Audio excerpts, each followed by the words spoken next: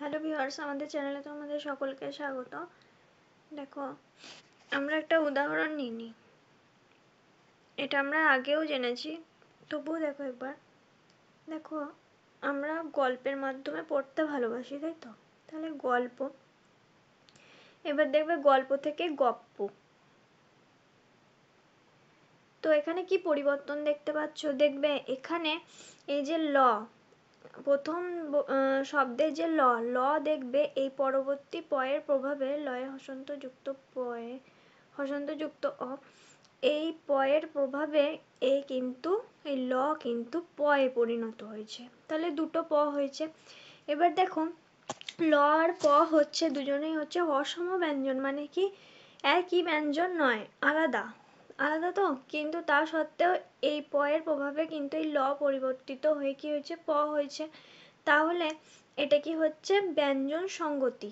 এটা আমরা আগে পড়েছিলাম, এটা হচ্ছে ব্যঞ্জন,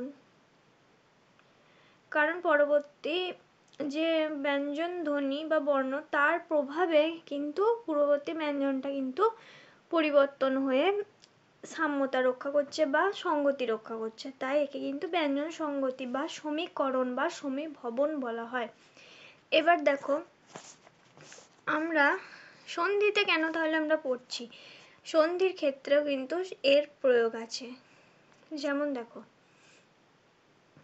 দেখবে বলা হয় সৎ চরিত্র। তো সৎ চরিত্র থেকে এটা যদি আমরা সন্ধি বিচ্ছেদ করি, দেখবে বিচ্ছেদ নয়, আমরা যদি সন্ধিবদ্ধ করি, সৎ চরিত্র, তাহলে এখানে কি হলো, এখানে কিন্তু ত বা তয়ে হসন্ত কিন্তু চয়ের প্রভাবে কি হলো, চয়ে পরিণত হলো। তাহলে কি হলো, তয়ে হসন্ত যুক্ত চ সমান কি চয়ে চয়ে। তাহলে এখানে ব্যঞ্জন সংগতি হলো কিনা তোমরাই বলো। দেখো, তয়ে হসন্ত, ত ছিল তো, তয়ের পরে পরবর্তী যে ব্যঞ্জন ধ্বনি অসম ব্যঞ্জন হতে হবে, একই ব্যঞ্জন নয়, একই ব্যঞ্জন হলে কিন্তু চলবে না। তাহলে কি হলো, দেখো দুটো কিন্তু এক হয়ে গেল, তার মানে কি এই চ আর ত পরিবর্তিত হয়ে চয়ে পরিণত হলো, তাহলে একসঙ্গে চয়ে চয়ে হলো। তাহলে এটা কিন্তু ব্যঞ্জন সংগতি বা সমীকরণ বা সমীভবনের ফলে কিন্তু সৃষ্ট। এবার দেখো, আমরা যখন ব্যঞ্জন সংগতি পড়েছিলাম তখন সেখানে আমরা ভাগগুলো পড়েছিলাম, কি কি ভাগ হয়, এখানে সেসবের এখন প্রয়োজন নেই। তাই দেখো, আমরা অন্য আরেকটা উদাহরণ নিই কিভাবে হচ্ছে। দেখো, দেখবে সৎ চাষি,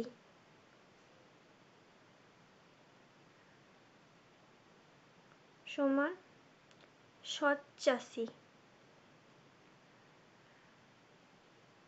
আচ্ছা,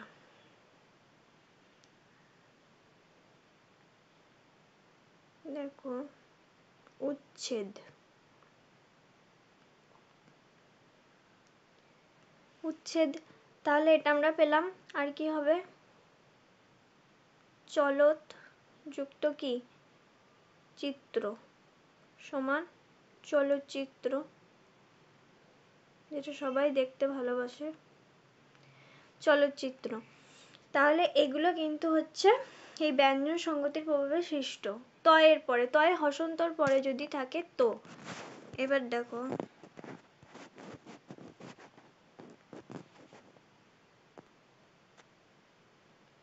বিপদ যুক্ত ছায়া। দেখো, এখানে চয়ের বদলে কিন্তু কি আছে, ছ, বিপদ ছায়া, এটা কিন্তু হয়। আর কি হয়, উৎ যুক্ত ছল, উচ্ছল, চ এলো উচ্ছল। তাহলে কি হচ্ছে, ছ থাকলে কিন্তু ছয়ের সঙ্গে সঙ্গতি রক্ষা করতে গিয়ে কিন্তু কি আসছে, চ আসছে। তাই এটা কিন্তু ব্যঞ্জন সংগতির ফলে কিন্তু সৃষ্ট।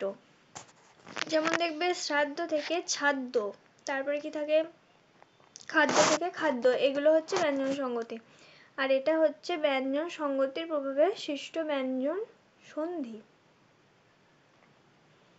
আচ্ছা, দেখো আরেকটা হয় তৎ যুক্ত ছবি,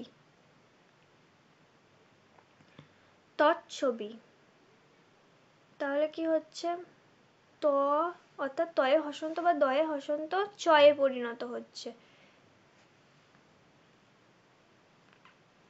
তাহলে আমরা কি লিখতে পারি, ত, শুধু ত লিখবো না, তয়ে হসন্ত, দয়ে হসন্ত যুক্ত, এদের সঙ্গে কি হচ্ছে, চ যুক্ত হলে কি হচ্ছে, চয়ে চয়ে।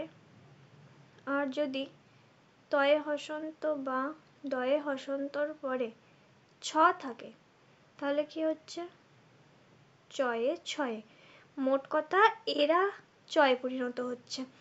আর এই যে ছ যদি থাকে তাহলেও কিন্তু ওর পিছনে চই থাকবে, ছ হবে না কিন্তু চই হবে, এটা মনে রাখবে।